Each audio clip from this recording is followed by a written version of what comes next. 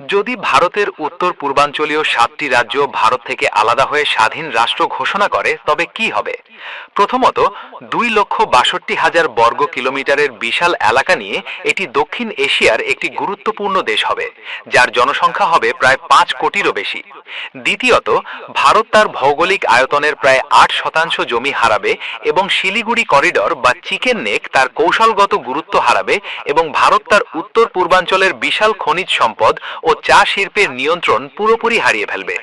তৃতীয়ত, এই নতুন রাষ্ট্রটি হবে পুরোপুরি ল্যান্ডলকড বা স্থলবেষ্টিত।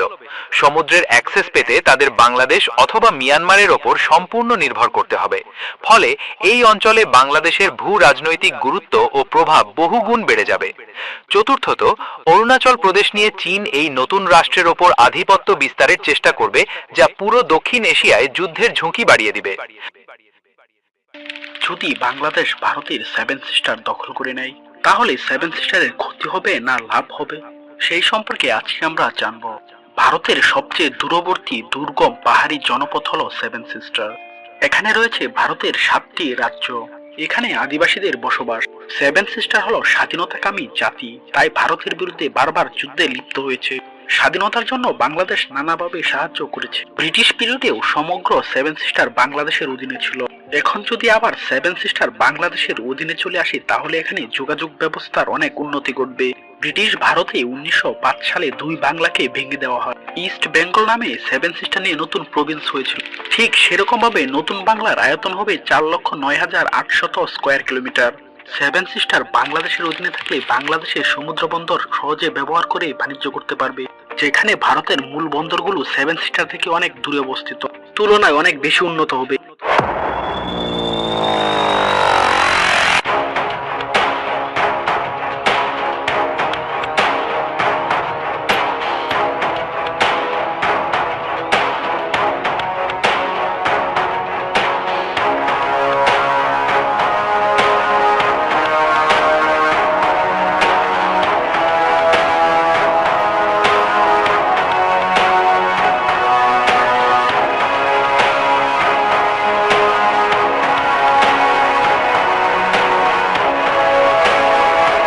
আপনি কি জানেন সেভেন সিস্টার ভারতের হাত থেকে চলে গেলে ভারতের বড় একটা ক্ষতি হয়ে যাবে। সকালবেলায় চায়ের কাপটি আপনার হাতে নাও থাকতে পারে, চায়ের দাম কয়েক গুণ বেড়ে যেতে পারে। হ্যাঁ, আপনি ঠিকই শুনছেন। ভারতের মানচিত্রে এমন একটি জায়গা আছে, যেটা যদি কেটে নেওয়া হয় তাহলে এক ঝটকায় 7টি রাজ্য আলাদা হয়ে যাবে। আর এই শুরু মুরগির গলার মতো, তার নাম চিকেন নেক। একদিকে চীন, একদিকে বাংলাদেশ আর পাহাড় ঘেরা ভুটান। এই চীনের মাঝখানে আছে ভারতের সবচেয়ে বিপজ্জনক করিডর চিকেন নেক। ব্রিটিশরা যখন ভারত সীমানা এঁকেছিল, তখন জানতো এই জায়গায় একদিন ভারতের সবচেয়ে বড় ভূ রাজনৈতিক দুর্বল হয়ে দাঁড়াবে। আর এই পথ দিয়ে যায় ভারতের সেনাবাহিনী, খাদ্য আর মানুষের জীবনযাত্রা। এটা যদি বন্ধ হয়ে যায়, তাহলে ভারত ব্যবসা বাণিজ্য ও অর্থনীতিকে অনেক বড় ক্ষতি হয়ে দাঁড়াবে। আজ আমরা জানবো সেভেন সিস্টার চলে গেলে কি কি সমস্যার সম্মুখীন হতে হবে আমাদেরকে।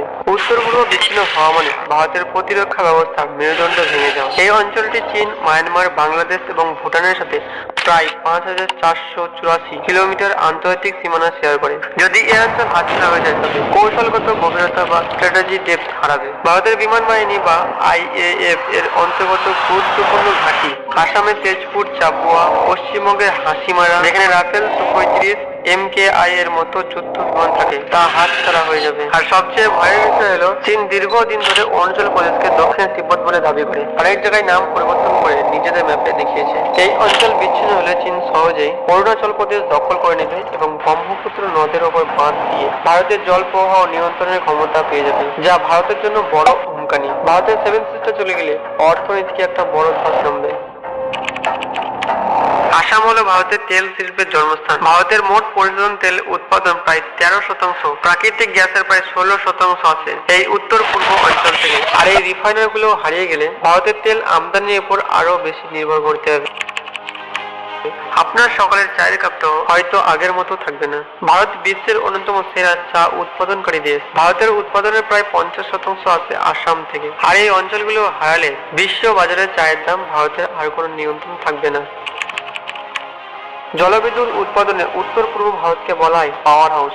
ভারতের মোট জলবিদ্যুৎ উৎপাদনের 40%, 58,000 মেগাওয়াট বিদ্যুৎ উৎপাদনে এই অঞ্চলে নদী বিদ্যুৎ উৎপন্ন হয়। সুমন্ত্রী প্রকল্প হাতছাড়া হয়ে গেলে ভারতের নেট জিরো কার্বন লক্ষ্যমাত্রা পূরণ করা অসম্ভব হয়ে পড়বে। ভৌগোলিক বিচ্ছিন্নতা ভারতকে কূটনীতিক ভাবেও পঙ্গু করে দেবে। ভারতের দক্ষিণ পূর্ব এশিয়ার দেশগুলির সাথে অ্যাক্ট ইস্ট নীতি গ্রহণ করেছে। তার প্রবেশদ্বার হলো উত্তর পূর্ব অঞ্চল। আমরা যে ইন্ডিয়া, মায়ানমার, থাইল্যান্ড হাইওয়ে স্বপ্ন দেখেছি, যা ভারতকে সরাসরি থাইল্যান্ড বা সিঙ্গাপুর সড়ক পথের সাথে যুক্ত করবে, সেভেন সিস্টার ছাড়া সে স্বপ্ন ভেঙে যাবে। পরিবেশের সেভেন সিস্টার এবং সিকিম ভারতের কাছে কেবল মানচিত্রের একটি অংশ নয়, এটি ভারতের সূর্য উদয়ের দেশ। এটি ভারতীয় সংস্কৃতির এক অবিচ্ছিন্ন অংশ। এই শিলিগুড়ি করিডোর বা চিকেন নেক আমাদের মনে করিয়ে দেয় এই সংযোগ কতটা নাজুক আবার কতটা গুরুত্বপূর্ণ। এই কাল্পনিক দৃশ্যপট আমাদের চোখে আঙুল দিয়ে দেখিয়ে দেয় উত্তর পূর্ব অঞ্চল উন্নয়ন এবং সুরক্ষা ভারতের ভবিষ্যতের জন্য কতটা জরুরি। কোন রাজনৈতিক বা সামরিক শক্তি এই স্থানটিকে কেড়ে নিতে না পারে। তার জন্য ভারত আজও আগের চেয়ে অনেক বেশি সতর্ক,